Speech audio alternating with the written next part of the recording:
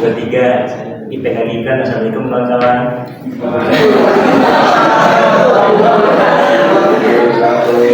Selamat pagi. Belum dapat cakup dari masalahnya. Selamat pagi semuanya. Pagi. Gimana kabarnya semua? Alhamdulillah, biasa Allah.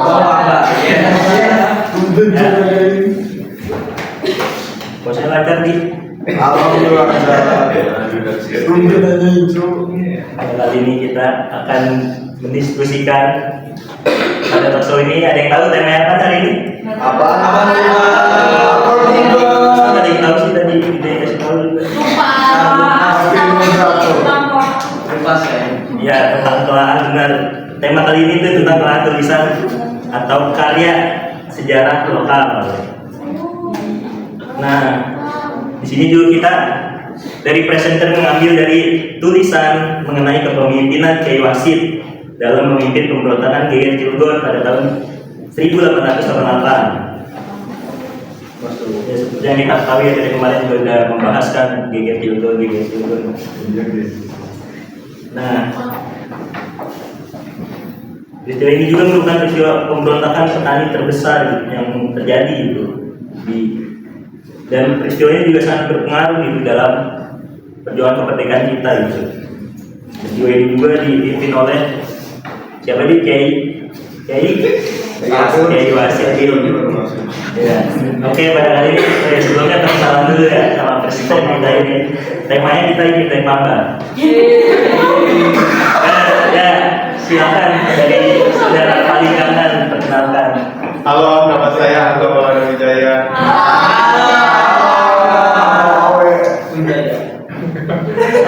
Saya Mudahari. Halo semuanya, nama saya Uma. Dan mereka ini mahasiswa dan mahasiswi aktif pendidikan sejarah.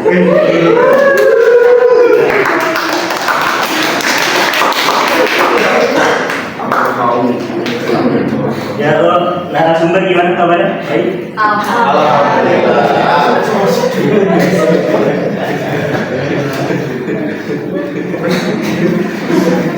Ya, alhamdulillah ya semuanya sehat. Baik. Ya, di episode kali ini kita akan bahas tema telaah tulisan atau karya. Are you ready?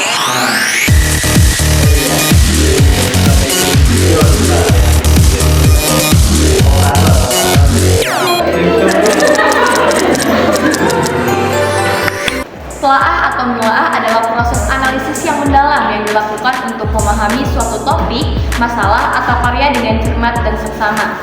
Telaah melibatkan pemeriksaan secara menyeluruh terhadap informasi, data, argumen, atau materi yang relevan dengan tujuan untuk mendapatkan pemahaman yang lebih dalam, evaluasi yang lebih objektif, dan kesimpulan yang lebih informatif. Karya ilmiah, artikel dalam Kamus Besar Bahasa Indonesia, merupakan suatu karya tulis lengkap, misalnya laporan, berita, atau esai dalam majalah, surat kabar, dan sebagainya. Sedangkan ilmiah maksudnya adalah ilmu pengetahuan memenuhi syarat atau kaidah ilmu pengetahuan. Artikel ilmiah dapat disebut dengan suatu karya tulis lengkap yang memenuhi syarat ilmu pengetahuan dan dipublikasikan di karya ilmiah. Jadi, telaah karya ilmiah adalah proses analisis kritis terhadap suatu karya ilmiah yang melibatkan penjelasan tentang tujuan penelitian, hasil penelitian, kesimpulan, fokus utama penelitian, gaya penulisan, tata bahasa, kualifikasi penulis, abstrak, kekurangan, kelebihan, pertanyaan penelitian, hipotesis, sasaran penelitian, pertimbangan etika, dan definisi operasional. Tujuan dari telaah karya ilmiah adalah untuk membantu pembaca memahami dan mengevaluasi isi serta kualitas dalam karya ilmiah. Nah, itulah penjelasan mengenai pengertian telaah karya ilmiah. Untuk penjelasan yang lebih lengkap, kalian bisa mengikuti talkshow kami dengan tema telaah penulisan atau karya sejarah lokal yang dilaksanakan pada tanggal 3 April di gedung CC 0201 dan Sampai ketemu di pada kami.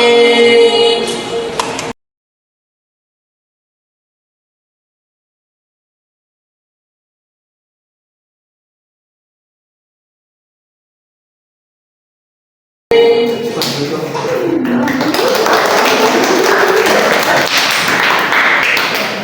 tadi sudah video penjelasan masih penjelasan dasar mungkin itu ya. Nah, kemudian sebelum kita masuk di tema telaah tulisan atau karya, sebelum itu kita harus mengetahui dulu ya, apa sih itu tulisan atau karya itu. Mungkin kita akan tanyakan kepada presenter dari masing-masing presenter begitu. Mungkin dari saudara Umar dulu kali ya. Menurut saudara Umar bagaimana gitu? Baik, terima kasih kepada moderator. Tadi kan udah dijelasin ya tentang pengertian dari karya ilmiah itu sendiri. Nah, di sini saya juga akan menjelaskan lagi gitu. Karya ilmiah adalah sebuah tulisan atau karya yang memenuhi syarat atau kaidah ilmu pengetahuan yang mencakup berbagai jenis tulisan yang disusun berdasarkan penelitian analitis atau penyelidikan yang dilakukan secara metodis dan sistematis untuk menyampaikan informasi, temuan, atau pandangan yang didukung oleh bukti atau data yang valid gitu. Selanjutnya mungkin bisa dijelaskan oleh Majaya ya.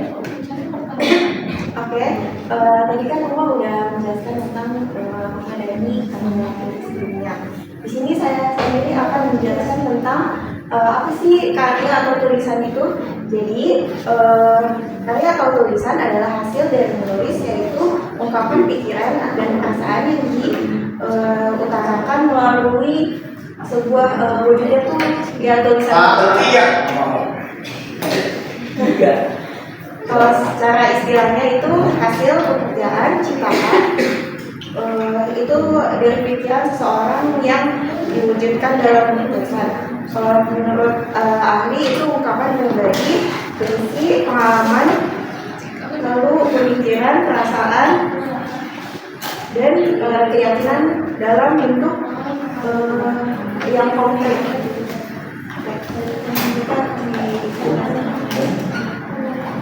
Di sini saya akan menjelaskan pengertian karya ilmiah menurut para ahli. Di sini ada Mariadi. Dia menjelaskan bahwa artikel ilmiah adalah suatu artikel yang memuat dan mengkaji suatu masalah tertentu dengan menggunakan kaidah-kaidah keilmuan. Kaidah-kaidah keilmuan berarti bahwa artikel ilmiah menggunakan metode ilmiah di dalam pembahasan permasalahan, menyajikan kajiannya dengan bahasa baku dan tata ilmiah. Kemudian ada Komara. Komara menjelaskan bahwa artikel ilmiah merupakan suatu karangan faktual atau non-fiksi tentang suatu permasalahan yang dimuat di jurnal atau makalah. Kemudian ada Brotowijoyo yang menjelaskan bahwa artikel ilmiah sebagai bagian dari karya ilmiah adalah karya ilmu pengetahuan yang menyajikan fakta umum dan ditulis menurut metodologi penulisan yang baik dan benar. Kemudian dari Suitno menjelaskan bahwa artikel ilmiah adalah karya tulis yang dirancang untuk dimuat di jurnal atau buku kumpulan artikel, ditulis dengan tata cara ilmiah disesuaikan dengan konvensi ilmiah yang berlaku. Kemudian menurut Jonas, karya ilmiah merupakan karangan ilmiah yang ditujukan untuk masyarakat tertentu atau profesional yang biasanya bersifat karya ilmiah tinggi. Kemudian menurut Ensiklopedia Sastra Indonesia, karya sastra adalah ungkapan pribadi manusia berupa pengalaman, pemikiran, perasaan, ide, semangat, keyakinan dalam suatu bentuk gambaran konkret yang membangkitkan pesona dengan bahasa sebagai medianya. Kemudian yang terakhir menurut Sujiman adalah sesuatu yang ditulis dengan tangan atau diketik dan lainnya yang berwujud tulisan yang dapat dibaca. Ya, tadi sudah disampaikan ya oleh para presenter tadi dari saudari Uma menjelaskan dari KBBI itu, yang mana arti karya ini adalah karya yang dihasilkan dari hasil-hasil penelitian dengan bukti yang nyata gitu. Kemudian juga dari saudari Mazaya dibahas secara terminologi oleh tadi saudari Mazaya tentang pengertian karya tulis ilmiah juga. Dari saudara Mau juga, Angga tadi dibahas juga dari para ahli. Nah, menarik ada perbedaan dalam 3 narasumber kita ya, tapi pada intinya karya atau tulisan itu adalah hasil dari ekspresi pikiran dan perasaan seseorang yang diungkapkan melalui bahasa tulis gitu. Ini bisa berupa ciptaan yang menunjukkan kepandaian seseorang atau ungkapan pribadi yang membangkitkan pesona dengan bahasa sebagai medianya. Dengan kata lain juga, karya atau tulisan adalah produk dari pemikiran, pengalaman, dan ide-ide penulis yang dituangkan dalam bentuk yang dapat dibaca. Nah, selanjutnya tadi sudah dibahas tentang karya atau tulisan tersebut. Nah, di sini juga kan sesuai judulnya telaah. Nah, ada yang tahu sini makna telaah apa? Telaah Jakaria sebenarnya apa? Makna telaah. Oke, skip ya. Ada yang tahu makna telaah? Telaah.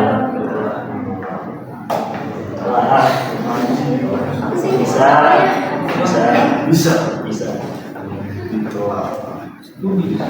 Nah, mungkin untuk lebih lanjutnya ya, secara mendalam tadi juga udah benar sih. Agar kita mengetahui secara mendalam, mungkin kita tanyakan kepada presenter kita. Nah, mungkin dari saudari Uman bisa menjelaskan. Ya. Benar ya yang kata Ali tadi, telaah itu sama dengan mengkaji gitu. Nah, di sini menurut Kamus Besar Bahasa Indonesia atau KBBI, arti telaah itu sendiri artinya itu penyelidikan atau mengkaji.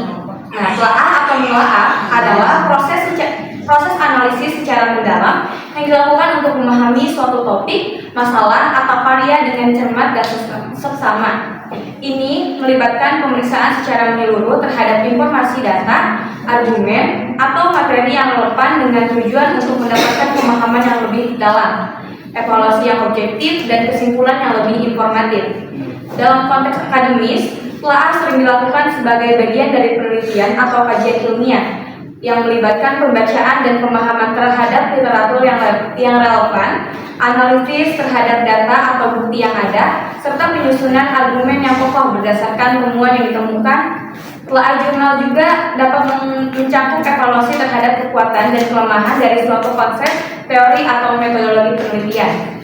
Secara umumnya, telaah dapat dilakukan terhadap berbagai jenis materi atau topik, termasuk teks, karya seni, kebijakan pabrik, produk bisnis, atau fenomena sosial.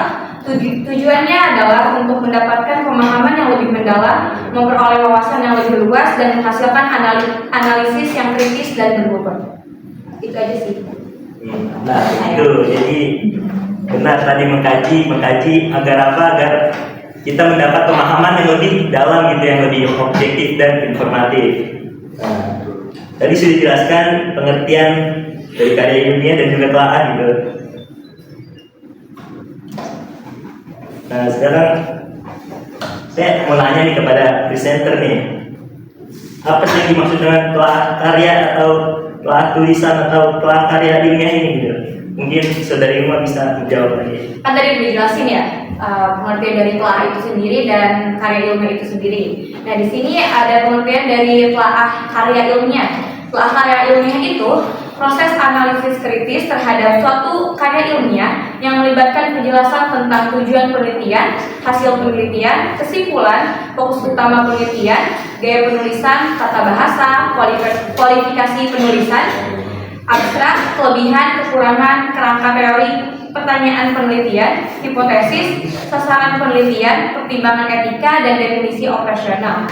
Tujuan dari telaah jurnal itu sendiri untuk membantu pembaca memahami dan mengevaluasi isi serta kualitas dari karya ilmiah tersebut. Yang tadi sudah dijelaskan oleh saudari Ima, mungkin akan di sini dibahas juga pasti ada yang namanya struktur penulisan gitu. Dalam suatu karya tulis pasti ada yang namanya struktur penulisan. Mungkin dari saudari Mazaya bisa dibahas itu apa struktur penulisan itu. Oke, sebelumnya udah ada yang tahu belum apa aja nih strukturnya? Atau udah pernah baca gitu struktur penulisan sejarah?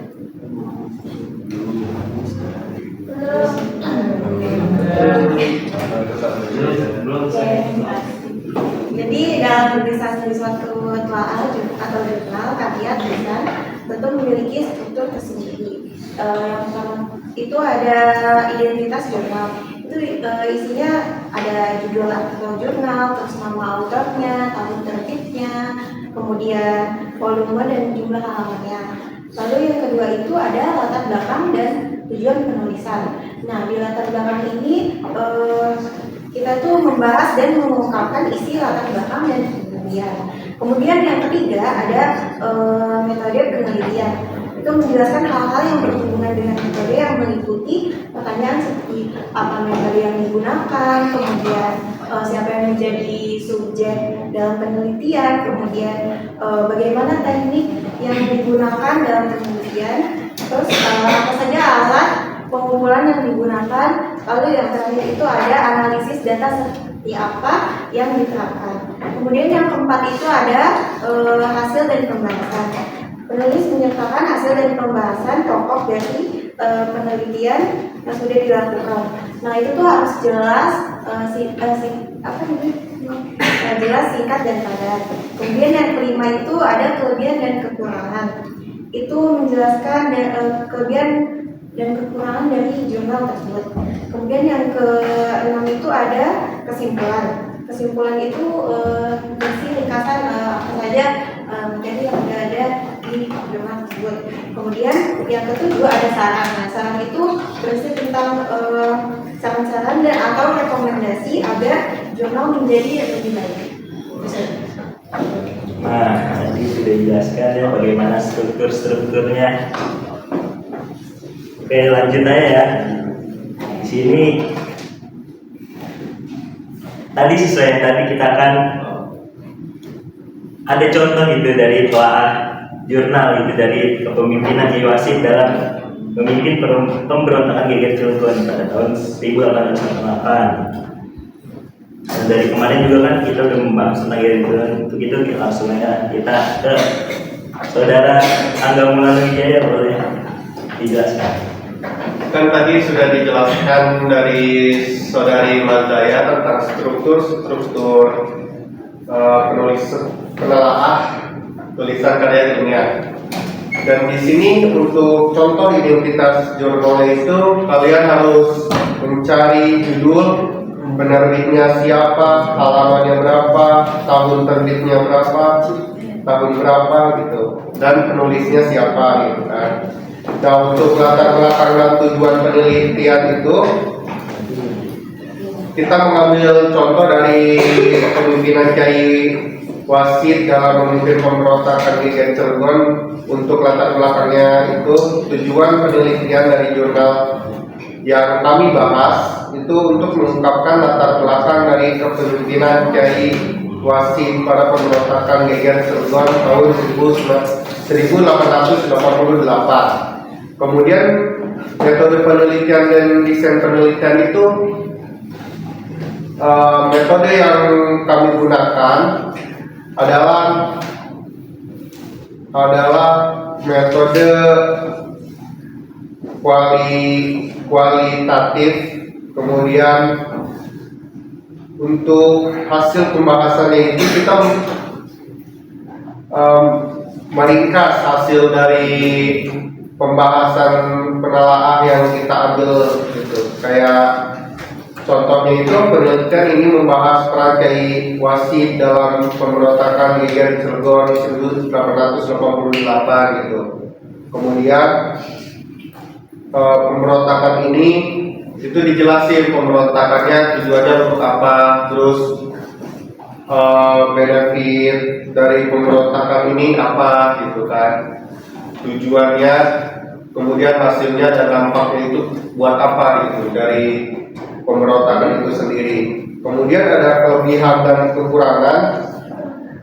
Di kelebihan itu dijelaskan kalau sesuai contoh yang kita ambil itu kelebihannya. Peran utama Kiai Wasid dalam pemberontakan Geger Cilegon yang memberikan kontribusi penting dalam memahami sejarah perlawanan terhadap penjajah Belanda. Jadi kelebihannya itu dari Kiai Wasid itu sendiri, dia berkontribusi besar gitu dalam pemberontakan Geger Cilegon. Kemudian untuk contoh kekurangannya itu pembahasan metode penelitian yang lebih detail seperti pengambilan sampel dan analisis yang lebih detail. Jadi di kekurangan ini kurang data sampelnya, terus analisis datanya gitu, karena kan udah lama banget ya kejadiannya. Kemudian di kesimpulan itu kalian jelaskan gitu dari awal sampai akhir. Dari penelaahan itu disimpulin apa aja kesimpulannya gitu. Untuk contohnya itu kemungkinan Kiai Wasid mengarahkan para pengikut untuk bertindak sesuai arah dan tujuan, yaitu mengadakan perlawanan terhadap penjajah Belanda sehingga terjadi gerakan pemberontakan yang dikenal dengan peristiwa Geger Cilegon 1888. Kemudian di dalam saran itu kita menjelaskan saran dari penelaah karya ilmiah itu apa gitu, sarannya dari perspektif kita itu sarannya seperti apa. Dan untuk contohnya itu sendiri, saran untuk menyempurnakan jurnal ini adalah pembahasan metodologi penelitian yang lebih detail, termasuk prosedur pengambilan sampel dan analisis data yang lebih detail juga gitu. Mungkin itu contoh dari menelaah karya tulis ilmiah. Saya kembalikan ke Bapak Moderator. Oke, tadi sudah dijelasin juga kan, tadi diberi contoh oleh saudara Angga Maulana Wijaya gitu tentang kepemimpinan Kiai Wasid pada Geger Cilegon 1888.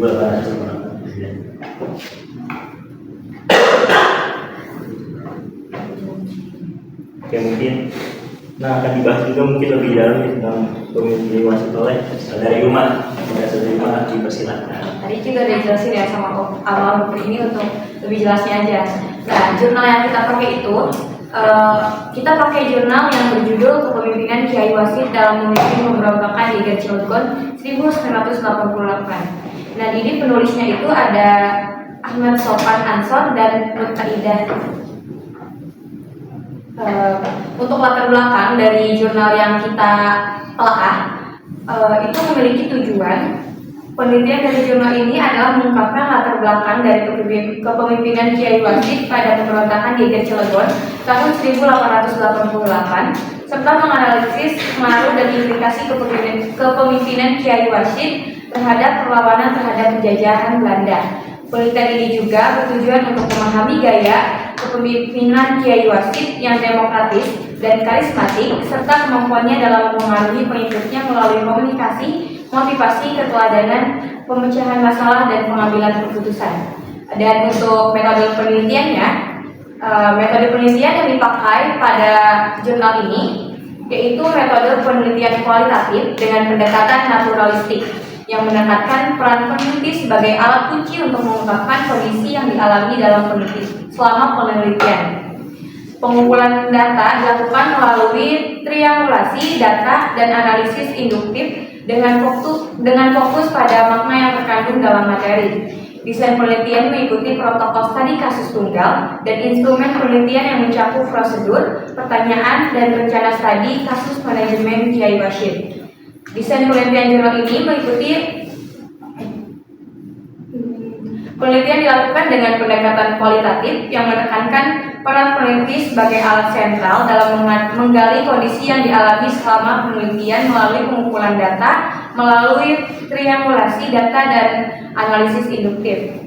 Metode pengumpulan data yang dilakukan pada jurnal ini meliputi observasi, wawancara, brosur data elektronik, dan pengolahan data melalui triangulasi data, laporan, dan akseptabilitas data. Untuk hasil pembahasannya bisa dijelaskan oleh Mbak Jaya ya? Oke, jadi saya akan menjelaskan hasil dari pembahasannya lebih detail lagi. Penelitian ini membahas peran Kiai Rashid dalam pengembangan di Cilegon tahun 1898 terhadap penjajahan Belanda. Kiai Rashid memiliki gaya kepemimpinan, demokrasi dan karismatik yang mempengaruhi penelitian melalui komunikasi, motivasi, dan keteladanan.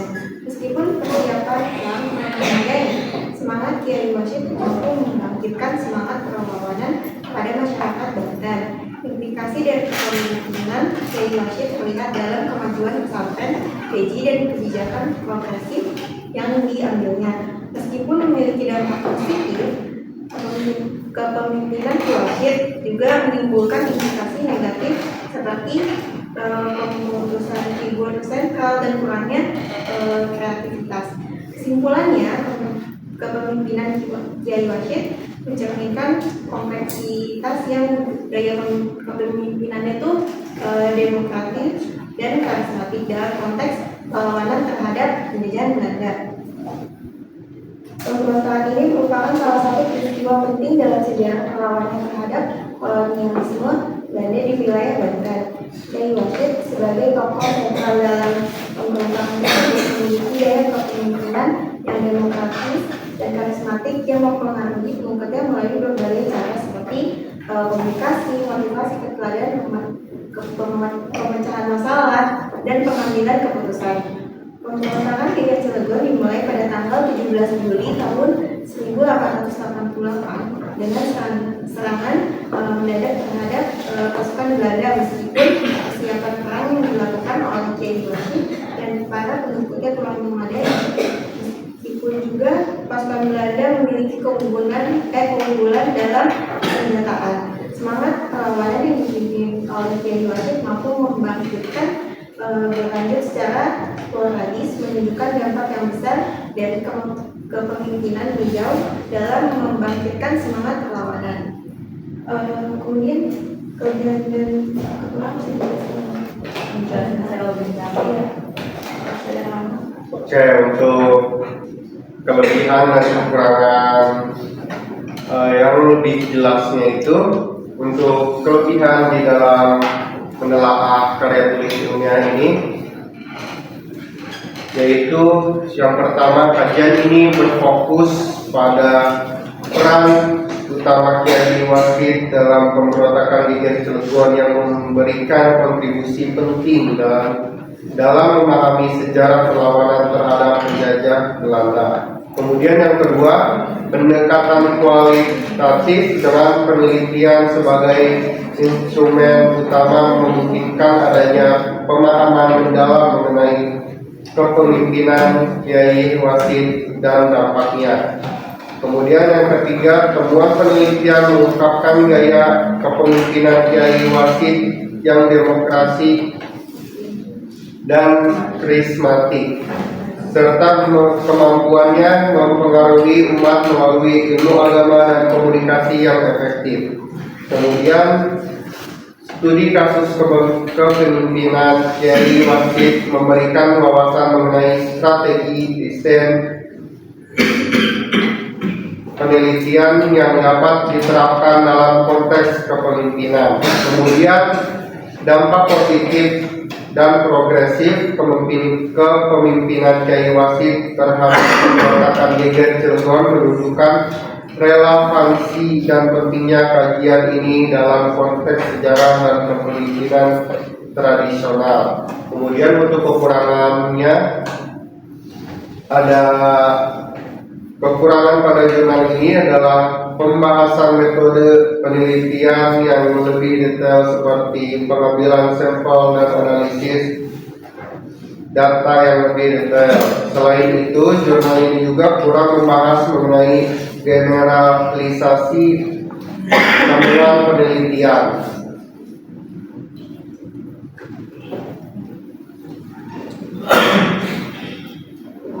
Melanjutkan dari yang tadi ya, untuk kesimpulan dari jurnal yang tertelaah itu, Ada beberapa kesimpulan yang kita ambil. Yang pertama itu kepemimpinan Kiai Rashid mengarah pada para pengikutnya untuk bertindak sesuai arah dan tujuan, yaitu mengadakan perlawanan terhadap penjajahan Belanda, sehingga terjadi gerakan pemberontakan yang dikenal dengan peristiwa Geger Cilegon 1888. Yang kedua, gaya kepemimpinan Kiai Rashid memenuhi persyaratan sebagai pemimpin yang demokratis dan karismatis. Yang ketiga, pengaruh kepemimpinan Kiai Rashid ditentukan oleh kekuatan sebagai pembina pesantren Beji dan memiliki keilmuan agama yang mumpuni. Pengaruh kepemimpinan Kiai Rashid merupakan pola kepemimpinan yang mengacu pada satu figur kiai yang dianggap para pengikutnya memiliki kekuatan supranatural dari Allah Subhanahu wa taala dalam mempengaruhi pengikut. Kekuatan pengaruh kiai dan dapat menggerakkan pengikutnya untuk mengikuti perjuangan melakukan pemberontakan Geger Cilegon 1888. Yang keempat, fungsi kepemimpinan kiai mengarah pengikutnya melalui kemampuan ilmu komunikasi terhadap pengikutnya, memberikan motivasi, memberi keteladanan, menyelesaikan permasalahan, dan memberi keputusan untuk mengadakan gerakan pemberontakan Geger Cilegon 1888. Yang kelima, dampak kepemimpinan Kiai Rashid dapat terjadi karena kemampuan Kiai Rashid dalam merubah pola pikir pengikut sehingga melahirkan tindakan yang mendukung gerakan pemberontakan Geger Cilegon 1888. Dampak positifnya, Belanda mengadakan perbaikan menghadapi warga Banten seperti kemudahan naik haji. Dampak negatifnya, Belanda melakukan aksi balas dendam dengan membunuh sisa-sisa para pengikut serta Kiai Rashid. Dan untuk saran di sini, itu tuh saran dari penelaah ya atau reviewer gitu ya terhadap jurnal ini gitu. Dan untuk saran dari jurnal ini yang tadi dijelaskan oleh Abang juga ya, pembahasan metodologi penelitiannya yang harus dijelaskan secara lebih detail gitu. Terus disarankan juga untuk memperluas pembahasan mengenai generalisasi hasil penelitian untuk memberikan pemahaman yang lebih luas dan mendalam terhadap hasil penelitian. Mungkin itu aja sih untuk contoh penerapan telaah jurnal ini. Ya cukup ya tadi diberi contoh tentang kepemimpinan Kiai Rashid dalam telah mereka gitu dalam kepemimpinan Kiai Rashid dalam kepemimpinan Geger Cilegon 1888. Capek nggak? Bosan nggak? Lelah nggak sih? Lelah nggak sih? Tapi jangan lelah. Ingat ada pepatah mengatakan, Apa tuh bang? jika sanggup menahan lelahnya menuntut ilmu, maka kamu harus sanggup menahan perihnya kebodohan. Kita sendiri melihat ada dari presenter nih punya SBT katanya. SBT dulu ya. Boleh kali ini kita coba SBT-nya. SBT-nya itu ada kata kunci ya. Udah lah. Kata kuncinya itu kita ambil dari. Coba dijelasin dulu dong mainnya kayak Cara mainnya gimana, Bang? Gimana caranya? Jadi dulu cara mainnya gimana?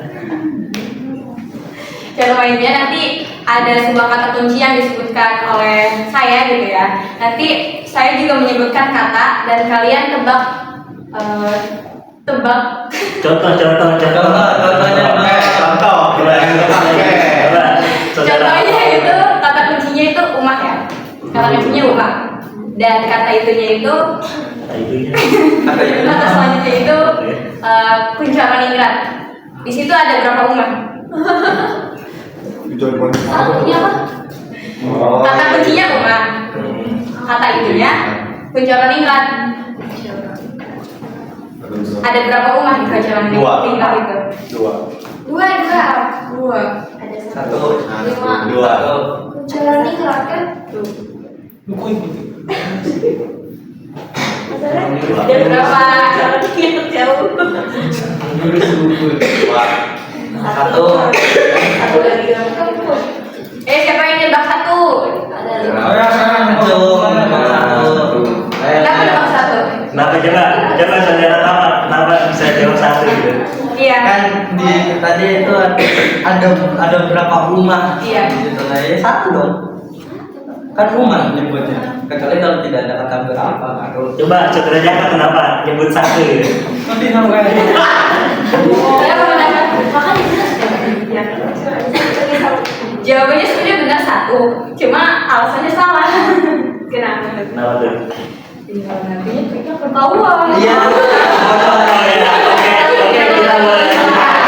Coba kita langsung masuk ke sini ya. Ngerti nggak kalian ngerti nggak? Gantian. Ngerti ya? Boleh ya? Lagi ada apa ya lagi ya sampai ngerti. Oh. Kata kuncinya itu Majaya. Kata kuncinya Majaya ya. Kata untuk ditebaknya itu rumah sakit. Ada berapa Majaya di rumah sakit?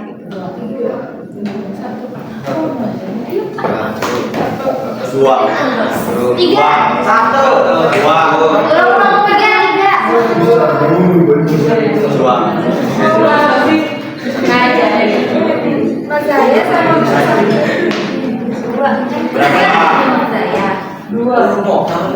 Dari rumah sakit kenapa? Ayo ada berapa? Berapa? Dua. Tiga. Satu. Kenapa tiga? Kenapa tiga? Tiga. Iya, kenapa Ya, tiga? jawabannya benar tiga. Jangan dulu di sini. Ya, di pos. Oh, ini masih contoh. Iya, coba. Jawabannya benar tiga ya. Di rumah sakit itu ada Majayanya tiga.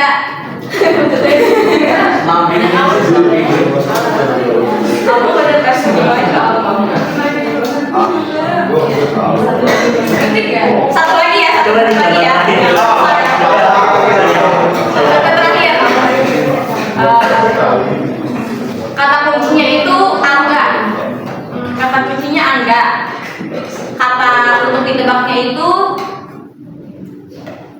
sejarah. Ada berapa angka di kata sejarah itu? Dua.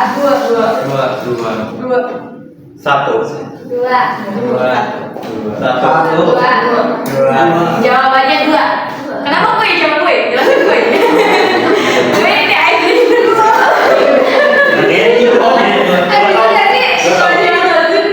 Berapa? Ayo jelasin gue. Coba. Kenapa yang bisa dua? Iya. Badang mau dijelasin dong. Karena dari angka ke angka itu huruf. Kita lihat dari hurufnya. Iya, contohnya. Contoh kan angga, terus sejarah itunya. Sejarah itu yang mencakup angga itu adanya huruf A ada dua, dan huruf A-nya ada dua. Gitu. Tapi kan lagi di satu kali lagi ya, satu kali lagi ya. Udah kita baku. Masih di tadi.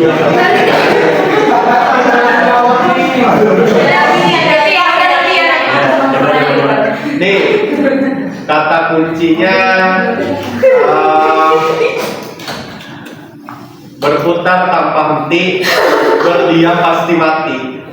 Ya, kata kuncinya itu. Beda cuy dari yang tadi.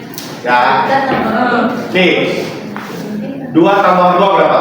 5. Betul, 4. 6 tambah 6 berapa? 12. Betul. 10 tambah 10 berapa? 20. Salah. Salah. Benar. Salah. Benar. Salah. Salah. Berapa? 5. Salah. Benar.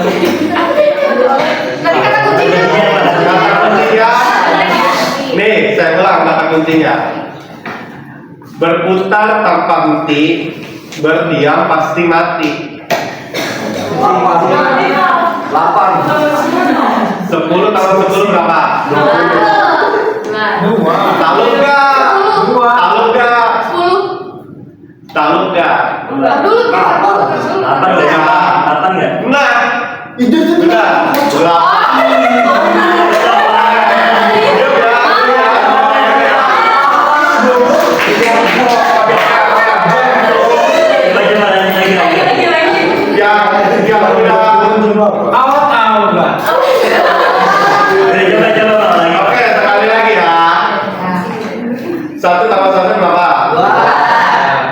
tambah 3 berapa? 8 tambah 8 berapa? 4.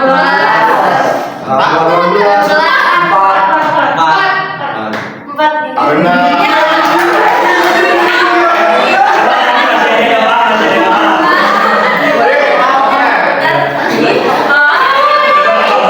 Coba masih Oke, ada. tadi saudara Sabrina kenapa jawab 6? Karena kan 16 itu jam 16 itu kan kalau di jam itu jam 4. Benar ya. Jadi arti dari kata kuncinya itu adalah jam.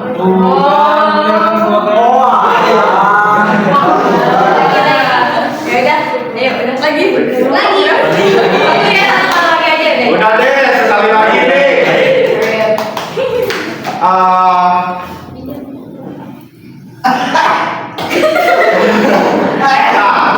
Nih, harta bisa menyenangi. Apa?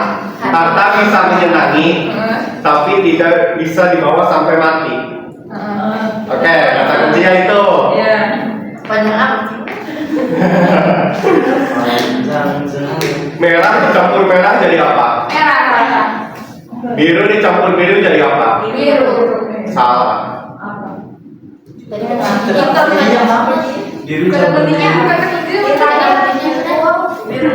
Ntar dulu, tebak dulu deh. Biru dicampur biru jadi apa? Biru. Salah. Biru tua. Orange. Hijau. Lalu Merah. Putih. benar merah. Kenapa tuh Jaka? Kenapa tuh Bang Yasin? Asal jawab. Coba, coba. Nih, kata kuncinya ya. Oh, Harta bisa menyenangi, tapi tidak bisa dibawa sampai mati. Kata kuncinya itu.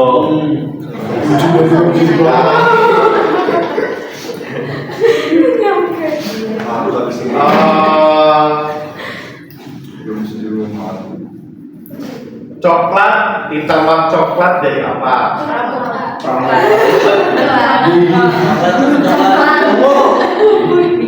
Ya benar, ungu. Ungu. Ya.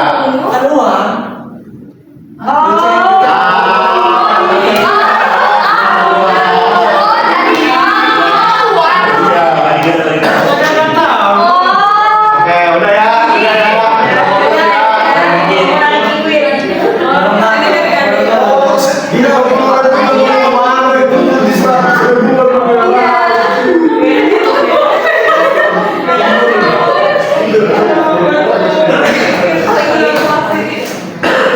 Oke, mungkin udah. Masih ditanya jawab belum juga kan? Mungkin, nah kita lanjut nih tadi terakhir tentang contohnya udah pada kenal tuh kan udah pada kayak lelah kan? Ngantuk. Nah, oke mungkin akan dilanjutkan nih. Bagaimana sih dalam mengenal ini? Apakah ada suatu tantangan gitu yang dihadapinya para presenter ini dalam menelaah gitu? Mungkin dari saudari Mazaya dulu gitu, bisa dijawab. Oke, jadi dalam menelaah karya sejarah tentang kepemimpinan Kiai Wasyid dalam memimpin pemberontakan Geger Cilegon tahun 1288 ini, tentunya itu ada tantangannya. Yang pertama itu ada keterbatasan sumber daya. Karena peristiwa ini terjadi pada abad ke-19, tantangan utama adalah mengakses sumber-sumber primer seperti dokumen, arsip, atau catatan langsung dari masa itu yang dapat memberikan informasi yang otentik. Kemudian sumber-sumber sekunder mungkin lebih mudah diperoleh, tetapi harus dikaji dengan kritis. Yang kedua itu ada objektivitas dan sudut pandang. Tulisan sejarah lokal seringkali dipengaruhi oleh sudut pandang atau bias tertentu, baik dari penulis maupun sumber yang digunakan. Tantangannya adalah mempertahankan objektivitas dalam menganalisis peristiwa dan menghindari interpretasi yang bias. Kemudian yang ketiga itu ada konteks historis dan sosio budaya. Untuk memahami peristiwa secara mendalam, penting untuk memahami konteks historis, sosial, budaya, dan politik pada masa itu. Tantangannya adalah rekonstruksi konteks tersebut secara akurat berdasarkan sumber-sumber yang tersedia. Nah, selanjutnya ya, ada analisis kepemimpinan dan motivasi dari Kiai Rashid. Memahami kepemimpinan Kiai Rashid dan motivasi di balik pemberontakan memerlukan analisis yang mendalam tentang faktor-faktor yang mempengaruhi tindakan dan keputusannya. Ini dapat menjadi tantangan jika ya sumber-sumbernya itu terbatas kan ya. Terus dampak dan signifikan historis. Menilai dampak dan signifikansi historis dari peristiwa ini terhadap perkembangan masyarakat dan di wilayah setempat dan menjadi tantangan terutama jika dampaknya tidak terdokumentasi dengan baik atau terbatas pada periode tertentu. Dan untuk mengatasi tantangan-tantangan tersebut diperlukan penelitian yang cermat, pengumpulan sumber-sumber yang beragam, analisis kritis, dan pemahaman yang mendalam tentang konteks historis, sosial budaya, dan politik pada masa peristiwa tersebut terjadi. Ya, tadi sudah dijelaskan itu tantangan mereka dalam menelaah dari jurnal kepemimpinan Kiai Rashid dalam pemberontakan Gerilya 1888 ini. Ya, mungkin tadi adalah materi terakhir dari presenter pada kali ini. Ya, selanjutnya akan dibuka sesi tanya jawab gitu, mungkin untuk teman-teman yang masih ingin menanyakan lebih dalam. Untuk yang ingin bertanya, berdiri, angkat tangan, sebutkan nama, nggak usah, nama kelompok ya. Oke, untuk sesi pertama mungkin 3 orang penanya ya, silahkan yang ingin bertanya. Saya boleh. Coba dong. Ini berlima dong, di sini nggak ada. Ayo. Nggak cukup ini. 1, 2, 2.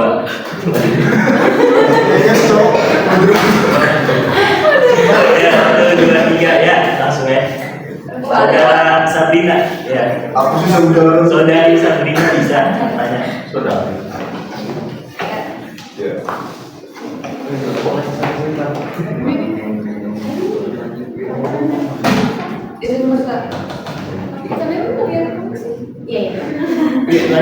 Izin bertanya ya, sama saya Sabrina Salsabila. Ingin bertanya, bagaimana sih pengaruh kepemimpinan di Kiai Rashid terhadap dinamika dan hasil akhir pemberontakan di Indonesia? Bagaimana? Dapat dipahami pertanyaannya? Oke, paham. Ayo, selanjutnya 1, 2, 3. Ya lama. Ayo, saudari nanti silakan.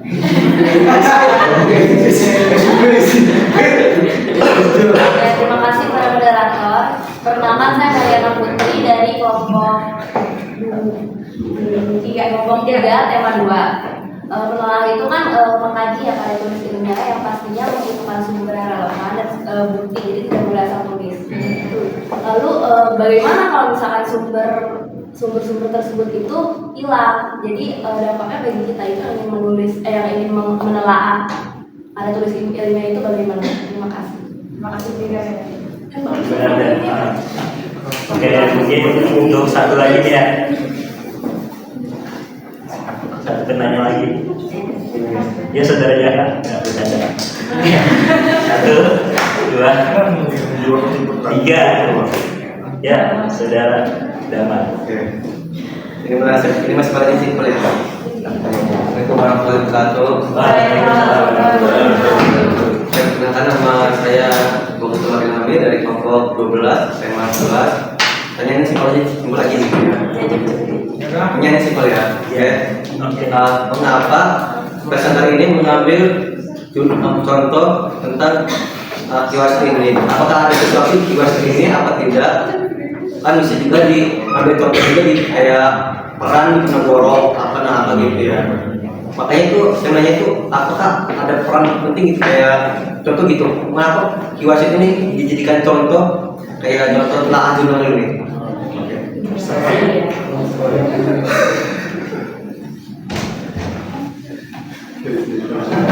Mau langsung jawab. Hah? Udah enggak? Sesi mau, dengar mau, tema sebelah mau. Oke deh. Simpel tanya. Simpel. Jawabnya. Oke, ini dari mungkin pertanyaan saudara akan dijawab oleh saudara Angga Maulana Wijaya. Jadi begini ya. Jadi begini ya saudara Damar, kami mengambil karya tulis ilmiah tentang peran Kiai Haji Wasid di Geger Cilegon itu. Yang pertama karena lokasi Cilegon itu dekat dengan daerah kami gitu. Jadi emang kan temanya lokal gitu. Kalau misalkan kita ngambil yang jauh, kayaknya kurang apa ya? Capek nih kayak belum banyak sumber gitu. Paling kita tahunya cuma di sumber online aja gitu. Kalau misalkan di Geger Cilegon kan kita bisa tahu dari orang-orang sini gitu, yang dari orang-orang Cilegon kayak Sabrina gitu kan. Sabrina Cilegon. Ya, itu saudara Damar. nah kemudian Belum lanjut. Kemudian kenapa Kiai Haji Wasid? Karena Kiai Haji Wasid itu kontribusinya itu sangat besar gitu di dalam pemberontakan Geger Cilegon. Ada tambahan atau? Ya, silakan saudara Damar. Pengen nanya sih pertanyaan sih. Oke, silakan. Ada nggak sih tokoh lain gitu selain Ki Wasid itu kan dari pembahasan tema pertama pun sampai yang sekarang pun kan di Cilegon terus gitu kan, maksudnya ada yang lainnya sih selain daripada itu gitu loh. Daripada itu. Iya, misalnya tokoh lain gitu yang terkenal gitu. Misalnya peran Ustaz Aziz Hayasa, maksudnya yang lain gitu loh. Ada nggak sih? Yang lain dalam pemberontakan? Enggak ada yang lain gitu. Contoh lain. Iya. Contoh lainnya gitu, tokoh lainnya apa gitu. Ya. Izin menjawab ya. Sebenarnya banyak ya tokoh lain yang dari bangsa gitu dan dari yang lainnya juga. Kebetulan pas awal-awal kita tertariknya sama Geger Cilegon gitu. Iya. Dan ketemunya itu jurnal kepemimpinan Kiai Wasid dan ya pas awal-awal banget gitu ya udahlah ini aja gitu. Sebenarnya banyak, ada Arya Wangsakara, Kiai Haji Samun gitu, banyak. Kiai Hasyim banyak. Asy'ari. Iya, cuma banyak gitu. Cuma yang tertariknya itu kita Geger Cilegon awalnya gitu. Ya, ternyata banyak juga dibahas sama. Nah, begitu saudara Damar. Jawab pertanyaannya.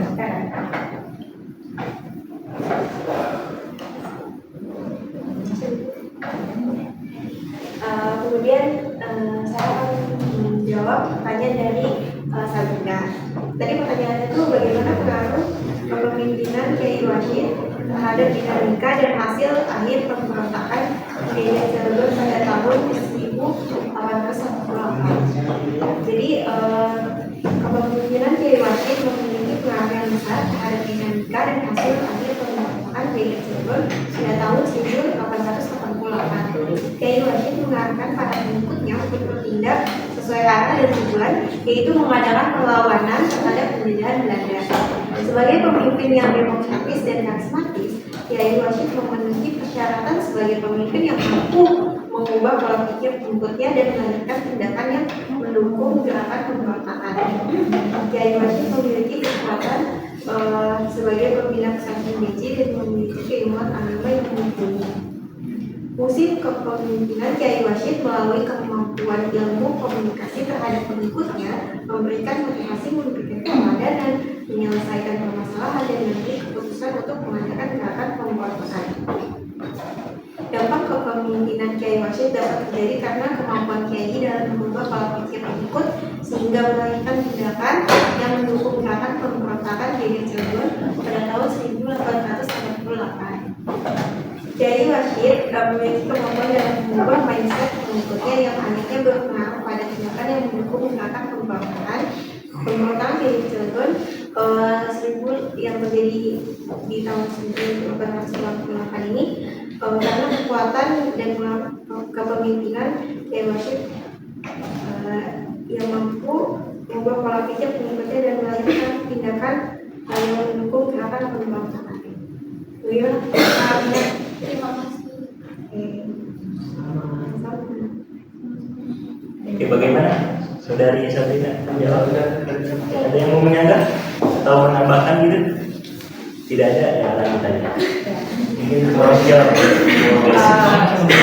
Ini menjawab ya pertanyaan. Mohon maaf. Bagus ya. Izin menjawab dari pertanyaan Meli. Pada intinya pertanyaan Meli itu bagaimana jika sumber seperti arsip atau dokumentasi yang ingin kita telah itu hilang, apa yang harus kita lakukan? Kita bisa melakukan untuk menggali sumber-sumber tersebut dengan metode wawancara ya, jika memungkinkan. Tapi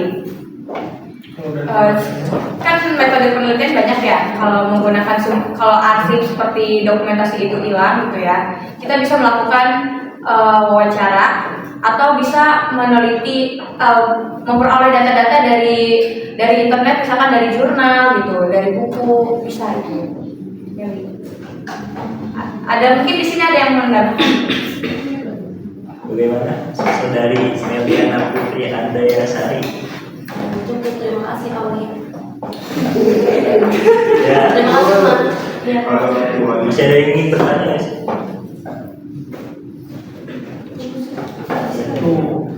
Masih ada 10 menit.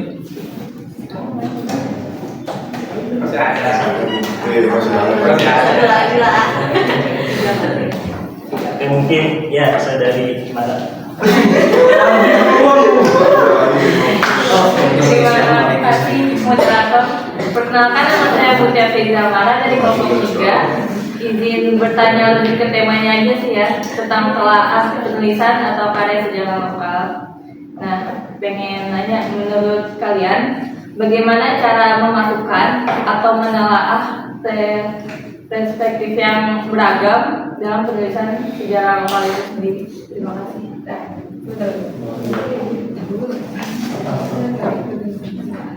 Coba bisa diulangi nggak? Boleh Silakan. diulang ya. Iya, iya.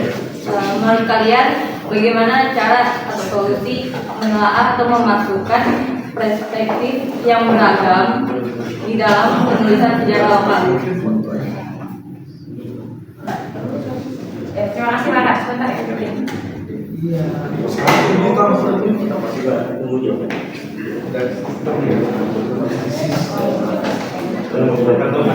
Oke, jawabannya akan dijawab oleh saudara Angga Mulatwijaya. Silakan saudara Angga. Oke, jadi pertanyaannya itu bagaimana biar banyak Apa ya? banyak perspektif kan. Nah itu tuh kita menelaah harus dengan banyak data gitu, dengan banyak metode juga, bisa melalui metode penelitian atau wawancara dan lain-lain gitu kan. Untuk sumber-sumbernya itu harus banyak juga gitu, dari perspektif orang-orang, jangan dalam satu sumber saja, jangan dalam satu metode saja gitu. Ada tambahan Mbak? Bagaimana saudara Trimala? Jadi buat menelaahnya itu nyari sumber yang lebih banyak diomonginya atau lebih banyak faktanya atau Kalau misalkan soal fakta ya emang harus fakta gitu, karena kita menelaah yang benar-benar sejarah yang terjadi gitu. Dan untuk sumbernya itu harus banyak karena perspektif orang itu berbeda-beda gitu.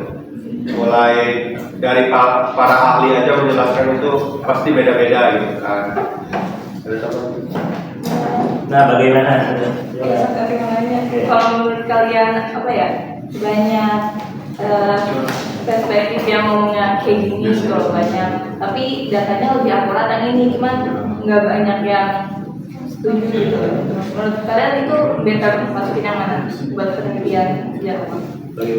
Kalau menurut saya sih lebih baik mengambil yang lengkap sih. Ya, data yang lengkap tapi fakta juga gitu.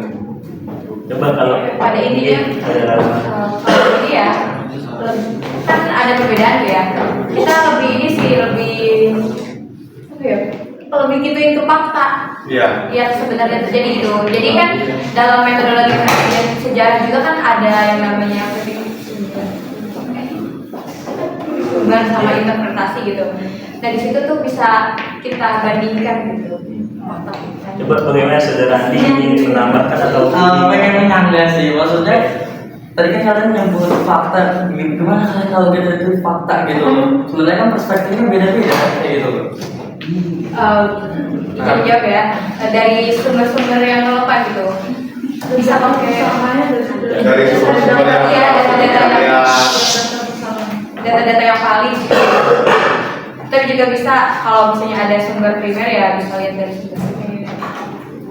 bagaimana saudara nama? Saudari Mara cukup? Makasih Iwan, tidak mau. Makasih ya.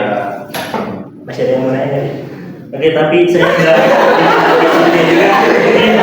penutupan kesimpulan dari iklan jurnal ini adalah proses analisis kritis terhadap suatu jurnal ilmiah yang melibatkan penjelasan tentang tujuan penelitian, hasil penelitian, kesimpulan, fokus utama penelitian, gaya penulisan, tata bahasa, kualifikasi penulisan, abstrak, kelebihan, kekurangan, kerangka teori, pertanyaan penelitian, hipotesis, sarana penelitian, pertimbangan etika, dan definisi operasional. Tujuan dari telah jurnal adalah untuk membantu pembaca memahami dan mengevaluasi isi serta kualitas suatu jurnal ilmiah. Mungkin cukup sekian dari presenter tema kali ini. Tepuk tangan dulu. Ya. Karena minggu kemarin ada yang ditunjuk untuk nyanyi juga kan, untuk dimasukkan di dalam waktu. Jadi ya.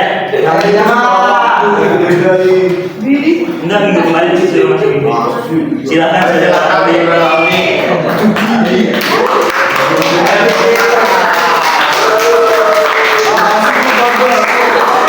Ayo silakan.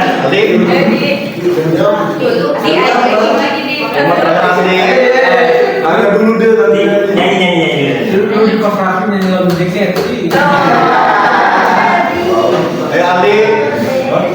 Ayo remote-nya kasih Lagu-lagu. Lagu apa tinggal di Dari sejarah lokal kita.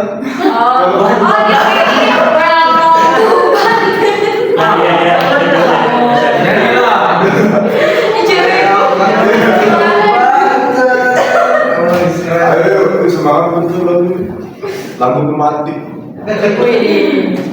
Tiga lagu ya? Semaput. Semua konten dibikin full house. Sudah. Karaoke tuh. Jangan karaoke. Ayo Aldi silakan. depan. Ayo Aldi. Depan. begitu. Iya, gitu kan. Konsep baru dari kami. Baru gua jadi Silakan. Tapi gue bangun. Dan saudara mungkin yang lain juga bisa ikut berdiri untuk menemani saudara. Ayo Aldi. Diri. Aldi. Diri. Di sini depan. Ayo, berdiri. Ya udah gua dulu. Ambil dulu guys.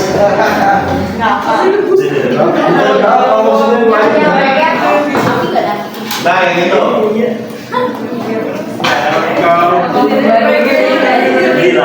Tapi ada lag, mohon izin.